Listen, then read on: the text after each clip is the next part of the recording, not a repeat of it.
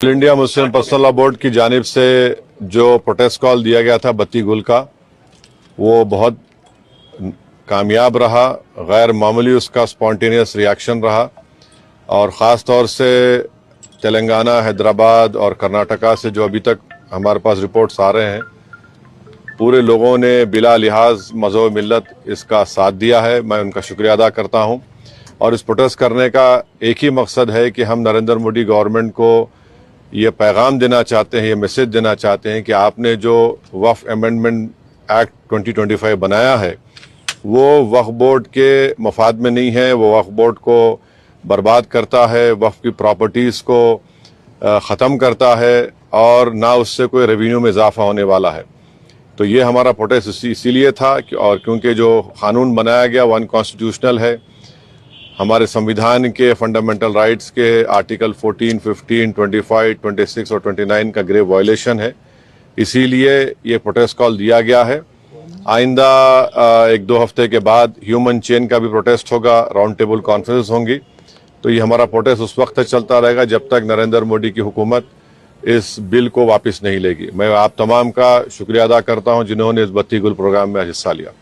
नहीं, ये देखिए, ये स्पॉन्टेनियसली जनता ने 15 मिनट के लिए अपने घर की लाइट को बंद किया, अपने कमर्शियल एस्टेब्लिशमेंट्स की लाइट को बंद किया और एक मैसेज हम देना चाह रहे हैं प्रधानमंत्री नरेंद्र मोदी को कि आपने जो कानून बनाया वो अनकॉन्स्टिट्यूशनल है, वो ब्लैक लॉ है, वो वक्फ प्रॉपर्टीज़ को बचाने के लिए नहीं, वक्फ प्रॉपर्टीज़ को बर्बाद करने के लिए। और एक ऐसा एक्ट आपने बनाया जो भारत के मुसलमानों की मस्जिदों को, कब्रस्तानों को, वक्फ की प्रॉपर्टीज़ को उनसे छीनने का एक एक्ट बनाया। जहाँ तक पहलगाम में जो हुआ है उसको तो हम आउटराइटली कंडेम कर रहे हैं और करते रहेंगे।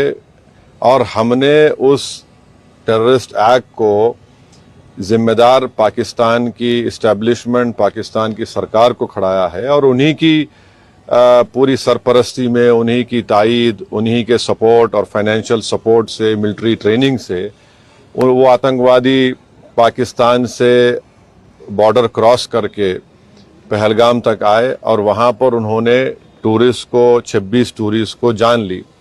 और सबसे अफसोसनाक और सबसे तकलीफदेह बात यह है कि उन्होंने उनकी फैमिलीज़ के सामने ख़वातीन को, महिलाओं को, बच्चों को अलग किया और मर्द लोगों को एक जगह खड़ा करके उनका रिलीजन पूछकर जो हिंदू थे उनको गोली मारी।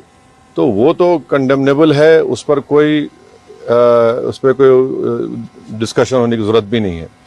जहाँ तक हमारा ये प्रोटेस्ट है इस कानून के ख़िलाफ़, वो तो एक ऑनगोइंग प्रोटेस्ट था। और आपको मालूम होगा कि all India Muslim personal law board ने उस टेररिस्ट एक्ट को कंडेम किया और क़रीब 3 दिन तक हमने अपने प्रोटेस्ट को रोक के रखा।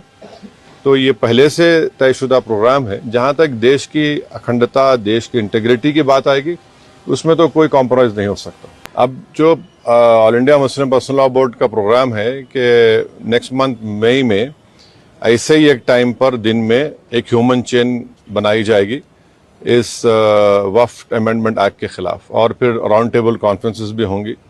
तो बकरीद से पहले 6 जून तक ये प्रोटेस्ट प्रोग्राम चलेगा। बाद का program all India Muslim personal law board तय करेगी। नहीं, देखिए, हमारा जो प्रोटेस्ट प्रोग्राम है हम all India Muslim personal law board के ही उनके इंस्ट्रक्शंस पर, उनके साथ हम प्रोग्राम कर रहे हैं। हर कोई प्रोटेस्ट कर सकता है, इसमें क्या, उसमें कोई दो राय नहीं। मगर हमारी पार्टी ने फैसला किया